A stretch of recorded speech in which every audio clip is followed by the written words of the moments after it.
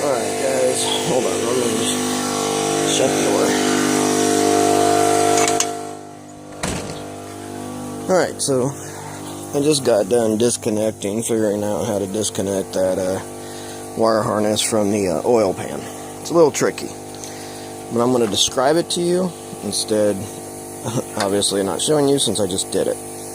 So, mainly that's what this is. It's better to do, I found out, to unclip it from above. Originally, it was easier on the other car when we were taking that engine out because we actually took out the exhaust headers right there, or whatever you want to call it, I don't know. But mainly that thing right there. This time I didn't want to do that, since I really want to get this engine into my car quick. So what I did is I honestly just blindsided it, felt around. I used this little small flathead screwdriver and mainly just felt around, and what I had to do was put that into the little hole that you'll see. And actually I can show you on my old one, hold on. Because this is kind of complicated, especially if you're not really knowing what you're doing. So this is my old one. This came out of my car. This is your oil pan, and that's the connector. So mainly the oil pan, I think actually that's why this one was so easy, because that clip was on the bottom. On this $500 car that we just got, this thing is actually right up here. It made it so much difficult. So hopefully if yours is right at the bottom where you can get to it, perfect. But yeah, mainly you get that flathead screwdriver and just pry it up, and it should just, the wire harness should just pop out. So that's what I did with that. I don't think I really showed you.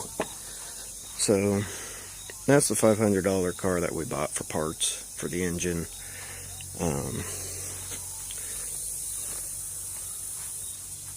And then that's the damage that was caused.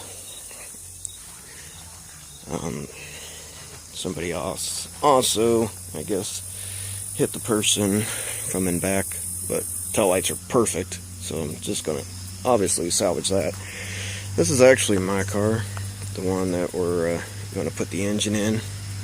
Same year and everything, different color, but and this is what it looks like with the engine totally out.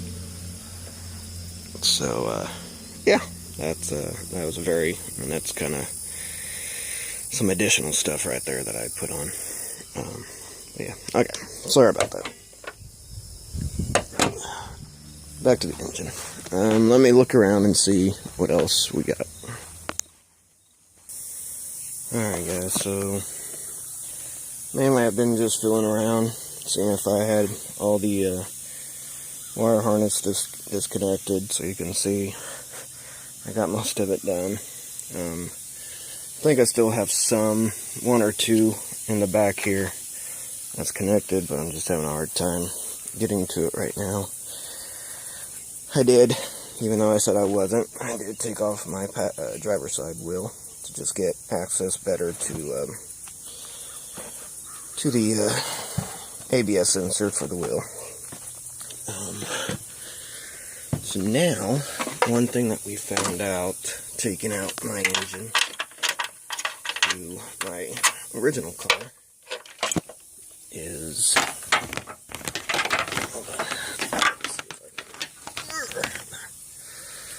hold on, one thing we did find out was you do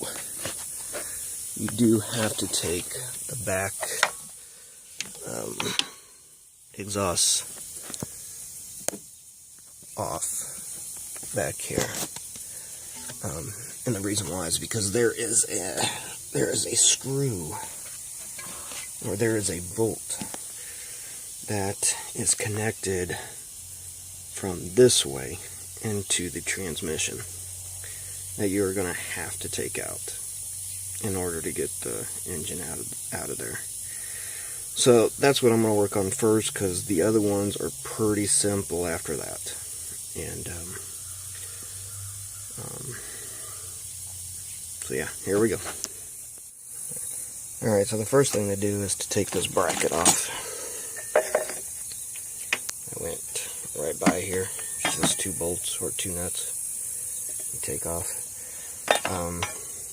Do not use this as a hoisting place to put your engine, bring your engine out. Use the one right there that's in the back and the one in the front, just in case you didn't know. Just that I put that out there. Alright, so there's more bolts that I need to get to, so I'm going to continue to do that.